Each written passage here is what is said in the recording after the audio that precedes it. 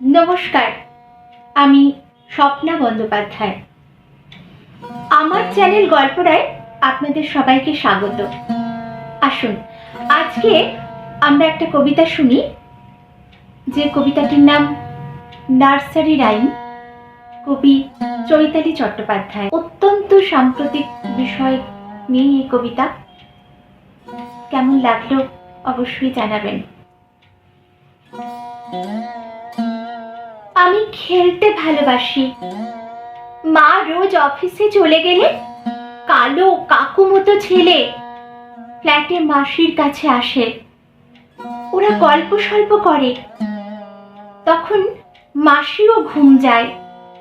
ও ঠিক দৌড়ে আসে কাছে, হাত বাড়িয়ে ডাকে, আয় আমরা খেলা টেলা করি। মাকে একদম বলি না, যদি রাগ হয়, ভয় পায়। আজও কাকুটা এসেছিল, মাসি চুল আঁচড়ে দিল, নাকি বেড়াতে নিয়ে যাবে, কত রকম মজা হবে। কই খেলনা পুতুল কই? আরো অনেক কাকু মিলে আমার ব্যথা দিচ্ছে খুব। মাসি মাসি এই তো পাশে ছিল, আর সূর্য ডোবার শেষে সেও কোথায় দিল ডুব। আমি চিনেছি এইবার, এরা রাক্ষস খোক্ষস। এখন মা এসে পড়লেই, না না আমাকে বকবে না, সবটা কাকুর দোষ। যেমন মিথ্যে রেগে গিয়ে নতুন বারবি ডলের হাত জোরে মুচড়ে দিয়েছি, অমন আমাকে নিয়েও বুঝি খেলতে লেগেছে।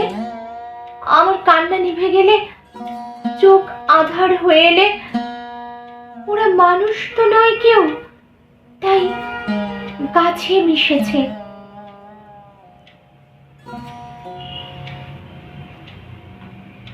আজকের মতো এখানেই শেষ।